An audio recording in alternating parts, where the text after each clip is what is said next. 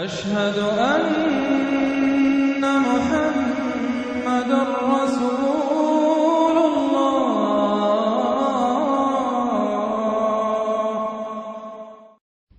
الحاقہ نام سورہ کے پہلے ہی لفظ کو اس کا نام قرار دیا گیا ہے۔ زمانہ نزول یہ بھی مکہ معظمہ کے ابتدائی دور کی نازل شدہ سورتوں میں سے ہے، اور اس کے مضامین سے معلوم ہوتا ہے کہ یہ اس زمانے میں نازل ہوئی تھی جب رسول اللہ صلی اللہ علیہ وسلم کی مخالفت تو شروع ہو چکی تھی، مگر اس نے ابھی زیادہ شدت نہ اختیار کی تھی۔ مسند احمد میں حضرت عمر رضی اللہ عنہ کی روایت ہے کہ اسلام لانے سے پہلے ایک روز میں رسول اللہ صلی اللہ علیہ وسلم کو ستانے کے لیے گھر سے نکلا، مگر آپ مجھ سے پہلے مسجد حرام میں داخل ہو چکے تھے۔ میں پہنچا تو آپ نماز میں سورہ الحاقہ پڑھ رہے تھے۔ میں آپ صلی اللہ علیہ وسلم کے پیچھے کھڑا ہو گیا اور سننے لگا۔ قرآن کی شان کلام پر میں حیران ہو رہا تھا کہ میرے دل میں یکا یک خیال آیا کہ یہ شخص ضرور شاعر ہے، جیسا کہ قریش کہتے ہیں۔ فوراً ہی حضور صلی اللہ علیہ وسلم کی زبان سے یہ الفاظ ادا ہوئے، یہ ایک رسول کریم کا قول ہے، کسی شاعر کا قول نہیں ہے۔ میں نے اپنے دل میں کہا شاعر نہیں تو پھر کاہن ہے۔ اسی وقت زبان مبارک پر یہ الفاظ جاری ہوئے، اور نہ کسی کاہن کا قول ہے، تم لوگ کم ہی غور کرتے ہو، یہ تو رب العالمین کی طرف سے نازل ہوا ہے۔ یہ سن کر اسلام میرے دل میں گہرا اتر گیا۔ حضرت عمر رضی اللہ عنہ کی اس روایت سے معلوم ہوتا ہے کہ یہ سورت ان کے قبول اسلام سے بہت پہلے نازل ہو چکی تھی، کیونکہ اس واقعے کے بعد بھی ایک مدت تک وہ ایمان نہیں لائے تھے، اور وقتاً فوقتاً متعدد واقعات ان کو اسلام سے متاثر کرتے رہے تھے، یہاں تک کہ اپنی بہن کے گھر میں ان کے دل پر وہ آخری ضرب لگی جس نے ان کو ایمان کی منزل پر پہنچا دیا۔ تفصیلات کے لیے ملاحظہ ہو تفہیم القرآن جلد سوم، دیباچہ سورہ مریم، جلد پنجم، دیباچہ سورہ واقعہ۔ موضوع اور مضمون اس کا پہلا رکوع آخرت کے بیان میں ہے، اور دوسرا رکوع قرآن کے منزل من اللہ اور محمد صلی اللہ علیہ وسلم کے رسول برحق ہونے کے بارے میں۔ پہلے رکوع کا آغاز اس بات سے ہوا ہے کہ قیامت کا آنا اور آخرت کا برپا ہونا ایک ایسی حقیقت ہے جو ضرور پیش آ کر رہنی ہے۔ پھر آیت 4 سے 12 تک یہ بتایا گیا ہے کہ پہلے جن قوموں نے بھی آخرت کا انکار کیا ہے وہ آخر کار خدا کے عذاب کی مستحق ہو کر رہی ہیں۔ اس کے بعد آیت 17 تک قیامت کا نقشہ کھینچا گیا ہے کہ وہ کس طرح برپا ہوگی۔ پھر آیت 18 سے 37 تک وہ اصل مقصد بیان کیا گیا ہے جس کے لیے اللہ تعالی نے دنیا کی موجودہ زندگی کے بعد نوع انسانی کے لیے ایک دوسری زندگی مقدر فرمائی ہے۔ اس میں بتایا گیا ہے کہ اس روز تمام انسان اپنے رب کی عدالت میں پیش ہوں گے، جہاں ان کا کوئی راز چھپا نہ رہ جائے گا۔ ہر ایک کا نامہ اعمال اس کے ہاتھ میں دے دیا جائے گا۔ جن لوگوں نے دنیا میں یہ سمجھتے ہوئے زندگی بسر کی تھی کہ ایک دن انہیں اپنے رب کو اپنا حساب دینا ہے، اور جنہوں نے دنیا کی زندگی میں نیک عمل کر کے اپنی آخرت کی بھلائی کے لیے پیشگی سامان کر لیا تھا، وہ اپنا حساب پاک دیکھ کر خوش ہو جائیں گے، اور انہیں جنت کا ابدی عیش نصیب ہوگا۔ اس کے برعکس جن لوگوں نے نہ خدا کا حق مانا نہ بندوں کا حق ادا کیا، انہیں خدا کی پکڑ سے بچانے والا کوئی نہ ہوگا، اور وہ جہنم کے عذاب میں مبتلا ہو جائیں گے۔ دوسرے رکوع میں کفار مکہ کو خطاب کرتے ہوئے فرمایا گیا ہے کہ تم اس قرآن کو ایک شاعر اور کاہن کا کلام کہتے ہو، حالانکہ یہ اللہ کا نازل کردہ کلام ہے جو ایک رسول کریم کی زبان سے ادا ہو رہا ہے۔ رسول اس کلام میں اپنی طرف سے ایک لفظ گھٹانے یا بڑھانے کا اختیار نہیں رکھتا۔ اگر وہ اس میں اپنی من گھڑت کوئی چیز شامل کر دے تو ہم اس کی رگے گردن یا رگے دل کاٹ دیں۔ یہ ایک یقینی برحق کلام ہے، اور جو لوگ اسے جھٹلائیں گے انہیں آخر کار پچھتانا پڑے گا۔ بسم اللہ الرحمن الرحیم۔ شروع اللہ کے نام سے جو رحمان و رحیم ہے۔ الحاقہ ما الحاقة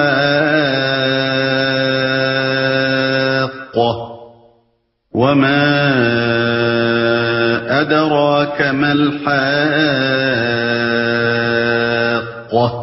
ہونی شدنی، کیا ہے وہ ہونی شدنی، اور تم کیا جانو کہ وہ کیا ہے ہونی شدنی۔ ہونی شدنی اصل میں لفظ الحاقہ استعمال ہوا ہے، جس کے معنی ہے وہ واقعہ جس کو لازماً پیش آ کر رہنا ہے، جس کا آنا برحق ہے، جس کے آنے میں کسی شک کی گنجائش نہیں۔ قیامت کے لیے لفظ استعمال کرنا اور پھر کلام کا آغاز ہی اس سے کرنا خود بخود یہ ظاہر کرتا ہے کہ مخاطب وہ لوگ ہیں جو اس کے آنے کو جھٹلا رہے تھے۔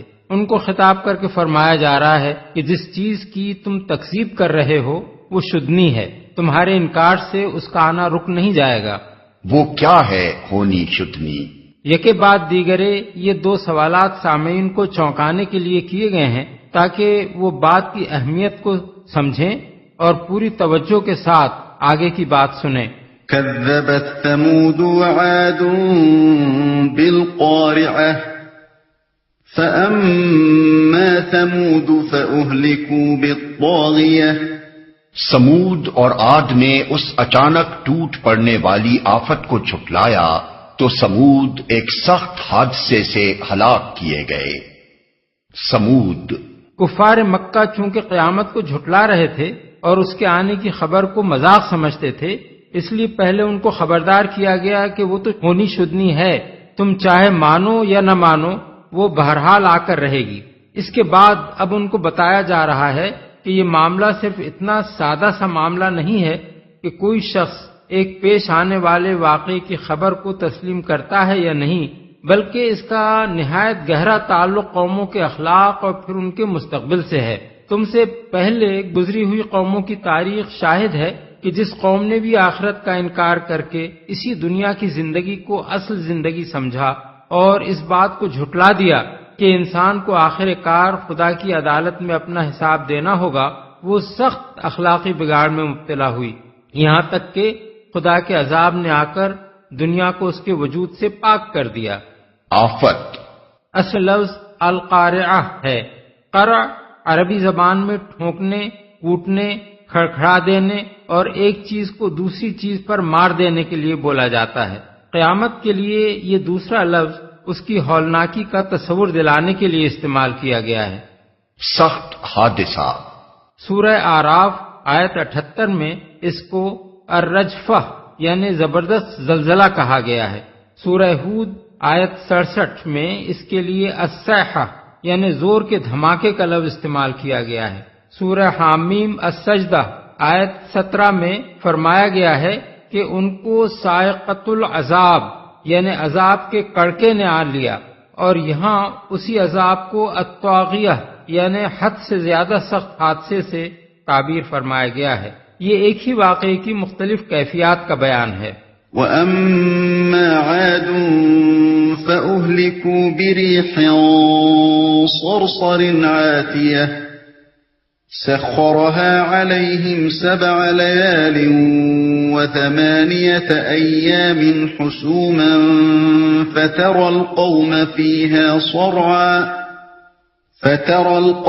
فِيهَا صَرْعَىٰ كَأَنَّهُمْ أَعْجَازُ نَخْلٍ خَاوِيَةٍ فَهَلْ تَرَىٰ لَهُم مِّن بَاقِيَةٍ اور عاد ایک بڑی شدید طوفانی آندھی سے تباہ کر دیے گئے۔ اللہ تعالی نے اس کو مسلسل 7 رات اور 8 دن ان پر مسلط رکھا۔ تم وہاں ہوتے تو دیکھتے کہ وہ وہاں اس طرح پچھڑے پڑے ہیں جیسے وہ کھجور کے بوسیدہ تنے ہوں۔ وَجَاءَ فِرْعَوْنُ وَمَن قَبْلَهُ وَالْمُؤْتَفِكَاتُ بِالْخَاطِئَةِ فَعَصَوْا رَسُولَ رَبِّهِمْ فَأَخَذَهُمْ أَخْذَةً رَّابِيَةً اور اسی خطائے عظیم کا ارتکاب فرعون اور اس سے پہلے کے لوگوں نے اور تلپٹ ہو جانے والی بستیوں نے کیا۔ ان سب نے اپنے رب کے رسول کی بات نہ مانی تو اس نے ان کو بڑی سختی کے ساتھ پکڑا۔ بستیوں نے کیا مراد ہیں قوم لوط کی بستیاں، جن کے متعلق سورہ ہود آیت 82 میں اور سورہ ہجر آیت 74 میں فرمایا گیا ہے کہ ہم نے ان کو تلپٹ کر کے رکھ دیا۔ إِنَّا لَمَّا طَغَى الْمَاءُ حَمَلْنَاكُمْ فِي الْجَارِيَةِ لِنَجْعَلَهَا لَكُمْ تَذْكِرَةً وَتَعِيَهَا أُذُنٌ وَاعِيَةٌ۔ جب پانی کا طوفان حد سے گزر گیا تو ہم نے تم کو کشتی میں سوار کر دیا تھا تاکہ اس واقعے کو تمہارے لیے ایک سبق آموز یادگار بنا دیں اور یاد رکھنے والے کان اس کی یاد محفوظ رکھیں۔ حد سے گزر گیا اشارہ ہے طوفان نوح کی طرف، جس میں ایک پوری قوم اسی خطا عظیم کی بنا پر غرق کر دی گئی ہے، اور صرف وہ لوگ بچا لیے گئے جنہوں نے اللہ کے رسول کی بات مان لی تھی۔ سوار کر دیا تھا۔ اگرچہ کشتی میں سوار وہ لوگ کیے گئے تھے جو ہزاروں برس پہلے گزر چکے تھے، لیکن چونکہ بعد کی پوری نسل انسانی انہی لوگوں کی اولاد ہے جو اس وقت طوفان سے بچائے گئے تھے، اس لیے فرمایا کہ ہم نے تم کو کشتی میں سوار کرا دیا۔ مطلب یہ ہے کہ تم آج دنیا میں اسی لیے موجود ہو کہ اللہ تعالیٰ نے اس طوفان میں صرف منکرین کو غرق کیا تھا اور ایمان لانے والوں کو بچا لیا تھا۔ یاد محفوظ رکھیں، یعنی وہ کان نہیں جو سنی انسنی کر دیں اور جن کے پردے پر سے آواز اچٹ کر گزر جائے، بلکہ وہ کان جو سنیں اور بات کو دل تک اتار دیں۔ یہاں بظاہر کان کا لفظ استعمال کیا گیا ہے، مگر مراد ہیں سننے والے لوگ جو اس واقعے کو سن کر اسے یاد رکھیں، اس سے عبرت حاصل کریں اور اس بات کو کبھی نہ بھولیں کہ آخرت کے انکار اور خدا کے رسول کی تکذیب کا انجام کیسا ہولناک ہوتا ہے۔ فَإِذَا نُفِخَ فِي الصُّورِ نَفْخَةٌ وَاحِدَةٌ وَحُمِلَتِ الْأَرْضُ وَالْجِبَالُ فَدُكَّتَا دَكَّةً وَاحِدَةً فَيَوْمَئِذٍ وَقَعَتِ الْوَاقِعَةُ وَانشَقَّتِ السَّمَاءُ فَهِيَ يَوْمَئِذٍ وَاهِيَةٌ وَالْمَلَكُ عَلَى أَرْجَائِهَا وَيَحْمِلُ عَرْشَ رَبِّكَ فَوْقَهُمْ يَوْمَئِذٍ ثَمَانِيَةٌ يَوْمَئِذٍ تُعْرَضُونَ لَا تَخْفَى مِنكُمْ خَافِيَةٌ۔ پھر جب ایک دفعہ سور میں پھونک مار دی جائے گی اور زمین اور پہاڑوں کو اٹھا کر ایک ہی چوٹ میں ریزہ ریزہ کر دیا جائے گا، اس روز وہ ہونے والا واقعہ پیش آ جائے گا۔ اس دن آسمان پھٹے گا اور اس کی بندش ڈھیلی پڑ جائے گی، فرشتے اس کے اطراف و جوانب میں ہوں گے، اور 8 فرشتے اس روز تیرے رب کا عرش اپنے اوپر اٹھائے ہوئے ہوں گے۔ وہ دن ہوگا جب تم لوگ پیش کیے جاؤ گے، تمہارا کوئی راز بھی چھپا نہ رہ جائے گا۔ پھر جب آگے آنے والی آیات کو پڑھتے ہوئے یہ بات نگاہ میں رہنی چاہیے کہ قرآن مجید میں کہیں تو قیامت کے 3 مراحل الگ الگ بیان کیے گئے ہیں جو یکے بعد دیگرے مختلف اوقات میں پیش آئیں گے، اور کہیں سب کو سمیٹ کر پہلے مرحلے سے آخری مرحلے تک کے واقعات کو یکجا بیان کر دیا گیا ہے۔ مثال کے طور پر سورہ نمل آیت 87 میں پہلے نفخ صور کا ذکر کیا گیا ہے، جب تمام دنیا کے انسان یکلخت ایک ہولناک آواز سے گھبرا اٹھیں گے۔ اس وقت نظام عالم کے درہم برہم ہونے کی وہ کیفیات ان کی آنکھوں کے سامنے پیش آئیں گی جو سورہ حج آیت 1 اور 2، سورہ یاسین آیات 49 اور 50 اور سورہ تکویر آیات 1 تا 6 میں بیان ہوئی ہیں۔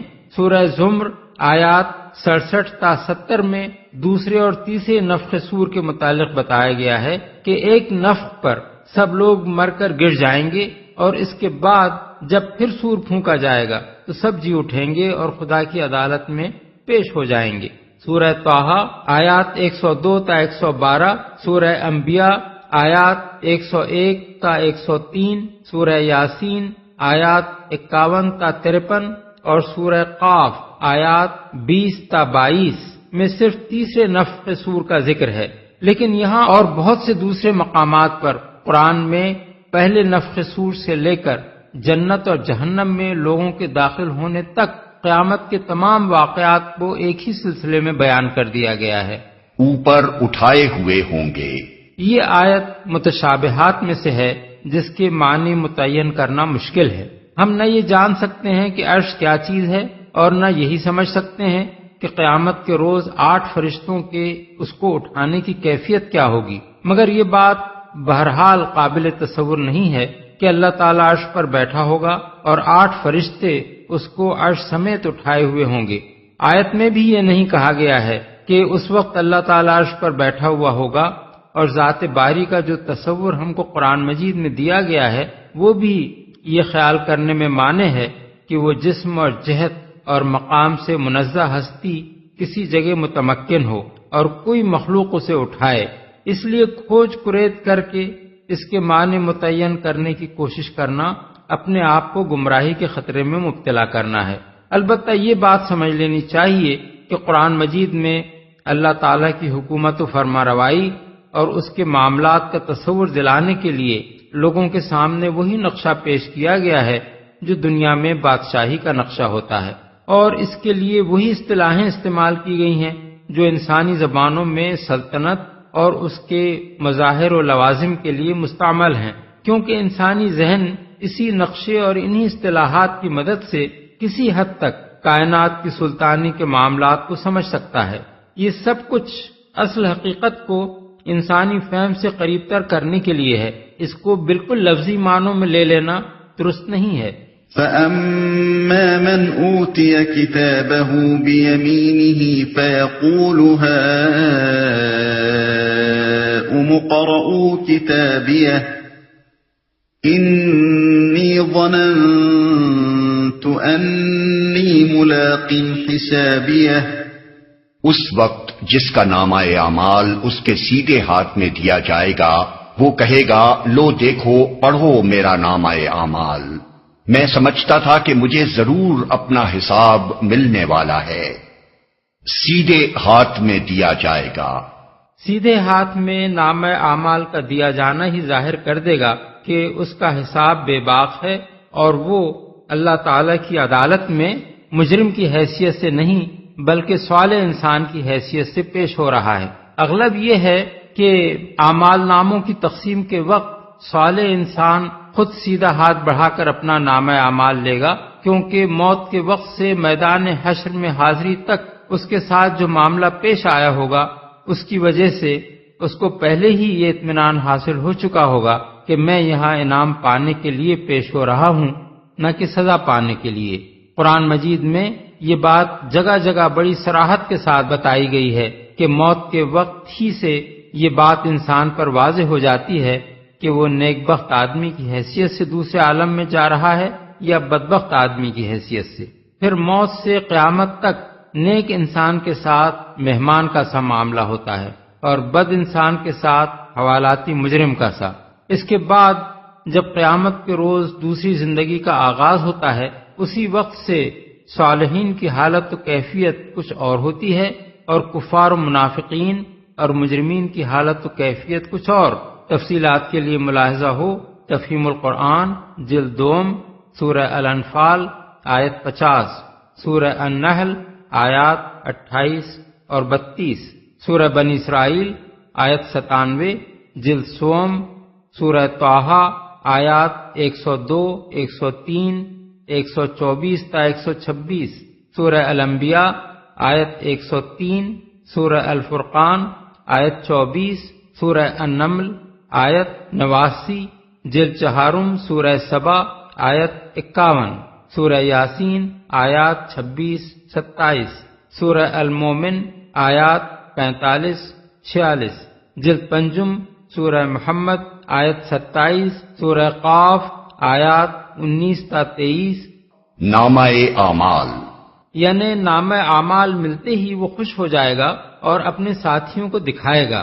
سورہ انشقاق آیت 9 میں بیان ہوا ہے کہ وہ خوش خوش اپنے لوگوں کی طرف پلٹے گا، حساب ملنے والا ہے۔ یعنی وہ اپنی خوش قسمتی کی وجہ یہ بتائے گا کہ وہ دنیا میں آخرت سے غافل نہ تھا، بلکہ یہ سمجھتے ہوئے زندگی بسر کرتا رہا کہ ایک روز اسے خدا کے حضور حاضر ہونا اور اپنا حساب دینا ہے۔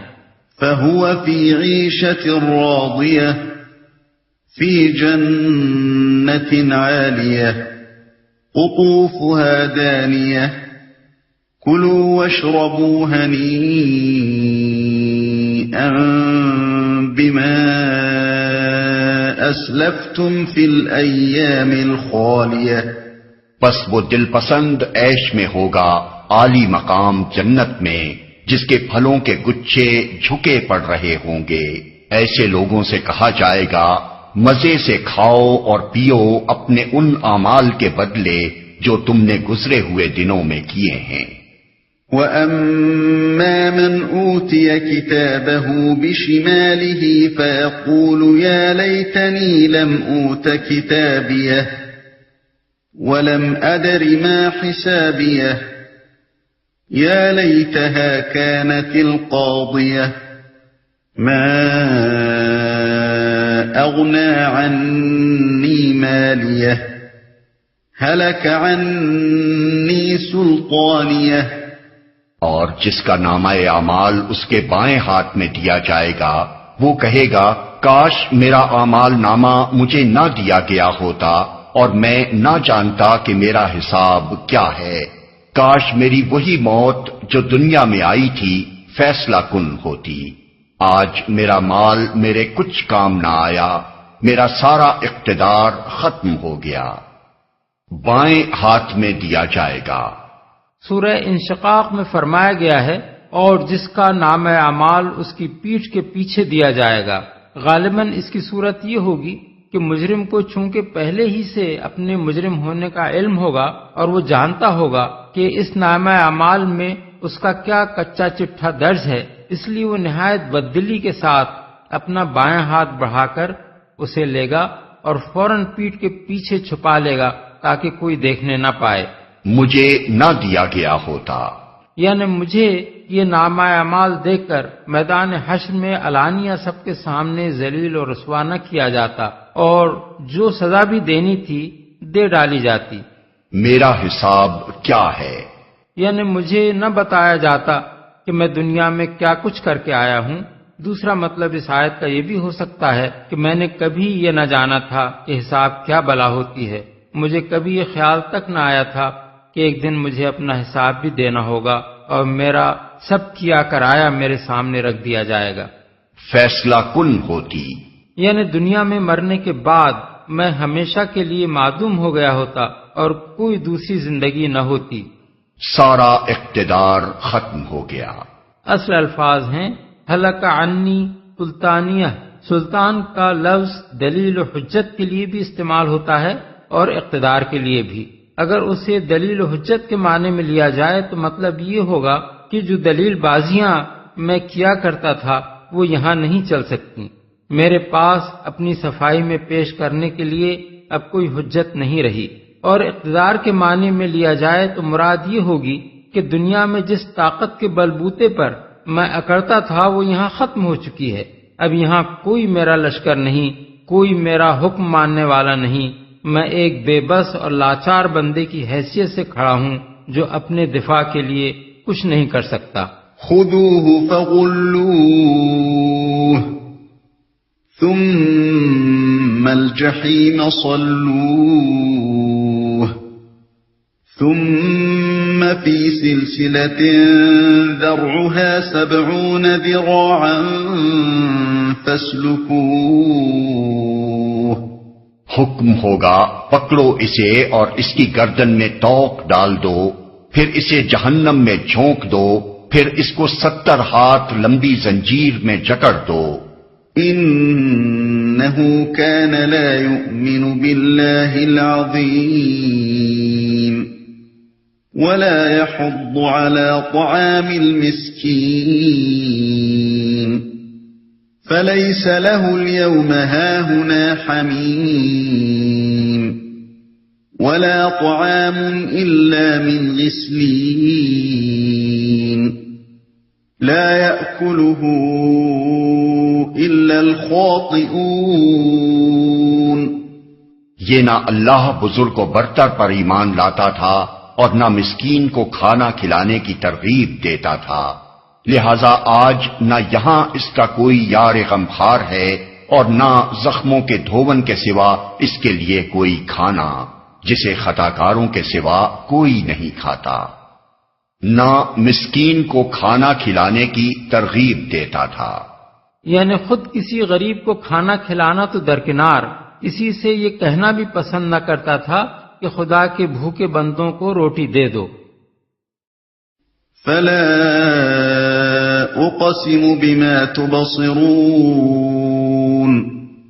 وما لا تبصرون انه لقول رسول کریم وما هو بقول شاعر قلیلا ما تؤمنون ولا بقول كاهن قليلا ما تذكرون تنزيل من رب العالمين۔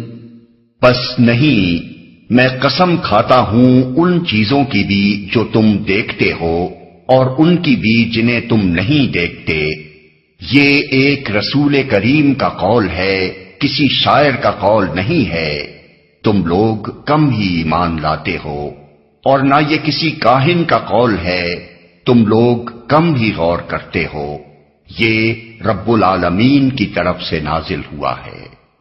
پس نہیں، یعنی تم لوگوں نے جو کچھ سمجھ رکھا ہے بات وہ نہیں ہے، رسول کریم کا قول ہے۔ یہاں رسول کریم سے مراد محمد صلی اللہ علیہ وسلم ہے، اور سورہ تکویر آیت 19 میں اس سے مراد جبریل علیہ السلام ہیں۔ اس کی دلیل یہ ہے کہ یہاں قرآن کو رسول کریم کا قول کہنے کے بعد فرمایا گیا ہے کہ یہ کسی شاعر یا کاہن کا قول نہیں ہے، اور ظاہر ہے کہ کفار مکہ جبریل کو نہیں بلکہ محمد صلی اللہ علیہ وسلم کو شاعر اور کاہن کہتے تھے۔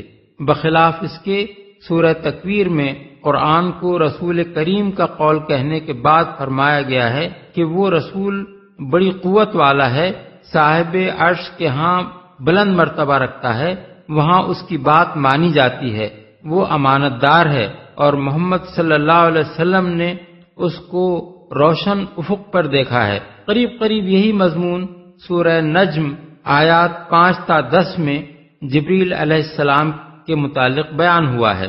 یہاں یہ سوال پیدا ہوتا ہے کہ قرآن کو محمد صلی اللہ علیہ وسلم اور جبریل کا قول کس معنی میں کہا گیا ہے؟ اس کا جواب یہ ہے کہ لوگ اس کو حضور کی زبان سے اور حضور اسے جبریل کی زبان سے سن رہے تھے، اس لیے ایک لحاظ سے یہ حضور کا قول تھا اور دوسرے لحاظ سے جبریل کا قول۔ لیکن آگے چل کر یہ بات واضح کر دی گئی ہے کہ فی الاصل یہ رب العالمین کا نازل کردہ ہے، جو محمد صلی اللہ علیہ وسلم کے سامنے جبریل کی زبان سے اور لوگوں کے سامنے محمد صلی اللہ علیہ وسلم کی زبان سے ادا ہو رہا ہے۔ خود رسول کا لفظ بھی اس حقیقت پر دلالت کرتا ہے کہ یہ ان دونوں کا اپنا کلام نہیں ہے، بلکہ پیغامبر ہونے کی حیثیت سے انہوں نے اس کو پیغام بھیجنے والے کی طرف سے پیش کیا ہے۔ کم ہی ایمان لاتے ہو، کم ہی ایمان لاتے ہو کا ایک مطلب عربی محاورے کے مطابق یہ ہو سکتا ہے کہ تم ایمان نہیں لاتے، اور دوسرا مطلب یہ بھی ہو سکتا ہے کہ قرآن کو سن کر کسی وقت تمہارا دل خود پکار اٹھتا ہے کہ یہ انسانی کلام نہیں ہو سکتا، مگر پھر تم اپنی ضد پر اڑ جاتے ہو اور اس پر ایمان لانے سے انکار کر دیتے ہو۔ نازل ہوا ہے۔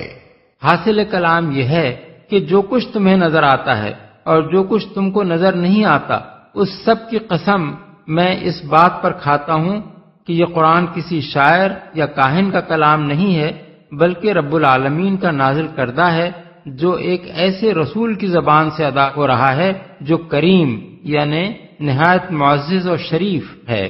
اب دیکھیے کہ یہ قسم کس معنی میں کھائی گئی ہے۔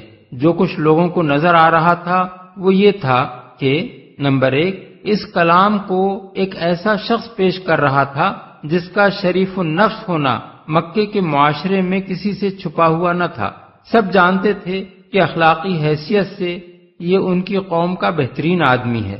ایسے شخص سے یہ توقع نہیں کی جا سکتی تھی کہ وہ اتنا بڑا جھوٹ لے کر اٹھ کھڑا ہوگا کہ خدا پر بہتان باندھے اور اپنے دل سے ایک بات گھڑ کر اسے خداوند عالم کی طرف منسوب کر دے۔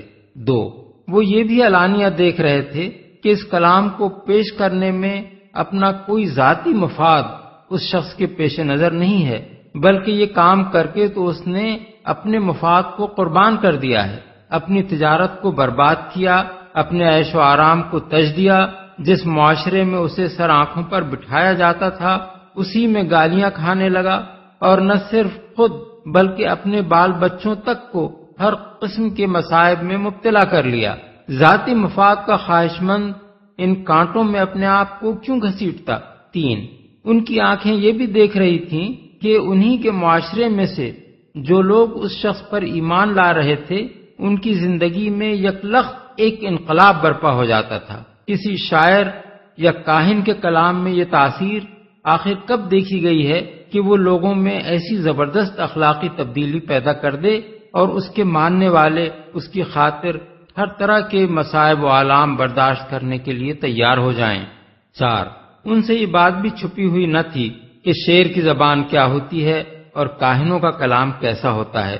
ایک ہٹ دھرم آدمی کے سوا کون یہ کہہ سکتا تھا کہ قرآن کی زبان شاعری یا کہانت کی زبان ہے؟ اس پر مفصل بحث ہم تفہیم القرآن جلد سوم سورہ الانبیاء، جلد چہارم سورہ الشعراء اور جلد پنجم سورہ الطور میں کر چکے ہیں۔ 5، یہ بات بھی ان کی نگاہوں کے سامنے تھی کہ پورے عرب میں کوئی شخص ایسا فصیح و بلیغ نہ تھا جس کا کلام قرآن کے مقابلے میں لایا جا سکتا ہو۔ اس کے برابر تو درکنار اس کے قریب تک کسی کی فصاحت و بلاغت نہیں پہنچتی تھی۔ 6، ان سے یہ بات بھی پوشیدہ نہ تھی کہ خود محمد صلی اللہ علیہ وسلم کی زبان بھی اپنی ادبی شان کے لحاظ سے قرآن کی ادبی شان سے بہت مختلف تھی۔ کوئی اہل زبان حضور کی اپنی تقریر اور قرآن کو سن کر یہ نہیں کہہ سکتا تھا کہ یہ دونوں ایک ہی شخص کے کلام ہیں۔ 7، قرآن جن مضامین اور علوم پر مشتمل تھا، دعویٰ نبوت سے ایک دن پہلے تک بھی مکے کے لوگوں نے کبھی وہ باتیں محمد صلی اللہ علیہ وسلم کی زبان سے نہ سنی تھیں، اور وہ یہ بھی جانتے تھے کہ ان معلومات کے حصول کا کوئی ذریعہ آپ کے پاس نہیں ہے۔ اسی وجہ سے آپ کے مخالفین اگر یہ الزامات لگاتے بھی تھے کہ آپ کہیں سے خفیہ طریقے پر یہ معلومات حاصل کرتے ہیں تو مکے میں کوئی شخص ان کو باور کرنے کے لیے تیار نہ ہوتا تھا۔ 8، زمین سے لے کر آسمان تک اس عظیم الشان کارخانہ ہستی کو بھی وہ اپنی آنکھوں سے چلتا ہوا دیکھ رہے تھے، جس میں ایک زبردست حکیمانہ قانون اور ہماگیر نظم و ضبط کار فرما نظر آ رہا تھا۔ اس کے اندر کہیں اس شرک اور انکار آخرت کے لیے کوئی شہادت نہیں پائی جاتی تھی جس کے اہل عرب معتقد تھے، بلکہ ہر طرف توحید اور آخرت کی صداقت کے شواہد ملتے تھے جسے قرآن پیش کر رہا تھا۔ یہ سب کچھ تو وہ دیکھ رہے تھے، اور جو کچھ وہ نہیں دیکھ رہے تھے وہ یہ تھا کہ فی الواقع اللہ تعالیٰ ہی اس کائنات کا خالق و مالک اور فرماروا ہے۔ کائنات میں سب بندے ہی بندے ہیں، خدا اس کے سوا کوئی نہیں ہے۔ قیامت ضرور برپا ہونے والی ہے۔ محمد صلی اللہ علیہ وسلم کو واقعی اللہ تعالیٰ ہی نے اپنا رسول مقرر کیا ہے، اور ان پر اللہ ہی کی طرف سے یہ قرآن نازل ہو رہا ہے۔ ان دونوں قسم کے حقائق کی قسم کھا کر وہ بات کہی گئی ہے جو اوپر کی آیات میں ارشاد ہوئی ہے۔ وَلَوْ تَقَوَّلَ عَلَيْنَا بَعْضَ الْأَقَاوِيلِ لَأَخَذْنَا مِنْهُ بِالْيَمِينِ ثُمَّ لَقَطَعْنَا مِنْهُ الْوَتِينَ فَمَا مِنْكُمْ مِنْ أَحَدٍ عَنْهُ حَاجِزِينَ۔ اور اگر اس نبی نے خود گھڑ کر کوئی بات ہماری طرف منسوب کی ہوتی تو ہم اس کا دایاں ہاتھ پکڑ لیتے اور اس کی رگے گردن کاٹ ڈالتے، پھر تم میں سے کوئی ہمیں اس کام سے روکنے والا نہ ہوتا۔ اصل مقصود یہ بتانا ہے کہ نبی کو اپنی طرف سے وحی میں کوئی کمی بیشی کرنے کا اختیار نہیں ہے، اور اگر وہ ایسا کرے تو ہم اس کو سخت سزا دیں، مگر اس بات کو ایسے انداز سے بیان کیا گیا ہے جس سے آنکھوں کے سامنے یہ تصویر کھنچ جاتی ہے کہ ایک بادشاہ کا مقرر کردہ افسر اس کے نام سے کوئی جعلسازی کرے تو بادشاہ اس کا ہاتھ پکڑ کر اس کا سر قلم کر دے۔ بعض لوگوں نے اس آیت سے یہ غلط استدلال کیا ہے کہ جو شخص بھی نبوت کا دعویٰ کرے اس کی رگے دل یا رگے گردن اگر اللہ تعالی کی طرف سے فوراً نہ کاٹ ڈالی جائے تو یہ اس کے نبی ہونے کا ثبوت ہے، حالانکہ اس آیت میں جو بات فرمائی گئی ہے وہ سچے نبی کے بارے میں ہے، نبوت کے جھوٹے مدعیوں کے بارے میں نہیں ہے۔ جھوٹے مدعی تو نبوت ہی نہیں خدائی تک کے دعوے کرتے ہیں اور زمین پر مدتوں دندناتے پھرتے ہیں، یہ ان کی صداقت کا کوئی ثبوت نہیں ہے۔ وَإِنَّهُ لَتَذْكِرَةٌ لِّلْمُتَّقِينَ، در حقیقت یہ پرہیزگار لوگوں کے لیے ایک نصیحت ہے، یعنی قرآن ان لوگوں کے لیے نصیحت ہے جو غلط روی اور اس کے برے نتائج سے بچنا چاہتے ہیں۔ وَإِنَّا لَنَعْلَمُ أَنَّ مِنكُم مُّكَذِّبِينَ وَإِنَّهُ لَحَسْرَةٌ عَلَى الْكَافِرِينَ وَإِنَّهُ لَحَقُّ الْيَقِينِ فَسَبِّحْ بِاسْمِ رَبِّكَ الْعَظِيمِ۔